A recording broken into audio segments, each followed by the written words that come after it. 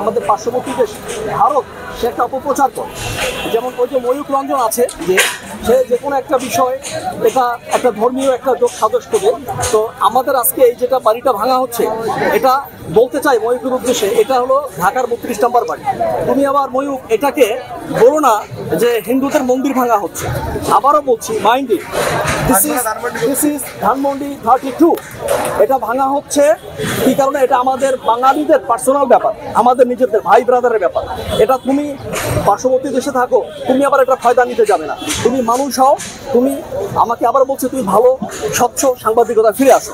একটা 5ই ফেব্রুয়ারি উদযাপন করছি, 5ই আগস্টের মতো আল্লাহর গজব, সর্বশেষ আল্লাহর গজব তার উপরে নাজিল হয়েছে। আবেগ আপ্লুত হচ্ছেন কেন? আমি আবেগ আপ্লুত হচ্ছি এই কারণে, আমরা 5ই আগস্ট তথা 5ই আগস্টের পূর্বে আমাদের যে সমস্ত ভাই বোনেরা শহীদ হয়েছেন, যে সমস্ত ভাই বোনেরা শত শত ভাই বোনেরা আহত হয়েছেন, তাদের কথা স্মরণ করলে আমরা আসলে ঠিক থাকতে পারি না।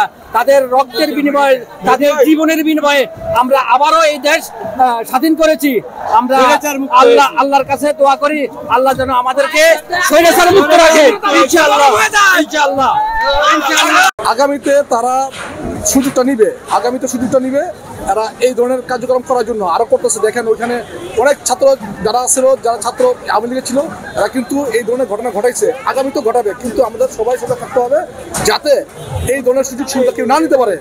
আমার প্রত্যাশা সবার কাছে, শুধু বিএনপি না, জামায়াত না, ছাত্র জনতা সবার কাছে, বিএনপি যারা এই বাংলাদেশের নাগরিক সবার কাছে আমরা অনুরোধ, যারা সজাগ থাকবেন যাতে এইখানে এমন যাতে আর কোনোদিন না হয়, আর আগামীতে যেন না হয়। ডাক্তার যেভাবে মাঠে নেমে তাদেরকে হটিয়ে এই দেশ থেকে বিতাড়িত করেছে এবং শেষ পর্যায়ে চুরির মতো পালিয়ে যেতে সক্ষম হয়েছে, কিন্তু এখনো সে ভারতে বসে বিভিন্নভাবে বিভিন্ন বিবৃতির মাধ্যমে এই দেশকে অস্থিরতা করতে সে খালে ফোন করতেছে না।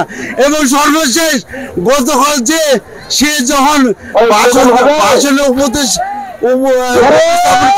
চেষ্টা করছে, ঠিক সেই মুহূর্তে সেই সময় ছাত্র তার বাড়িতে গুলি দিয়ে প্রমাণ করেছে যে এখনো সেই ছাত্র বিদ্রোহী ছাত্র এখনো আছে, মার ছাড়েনি।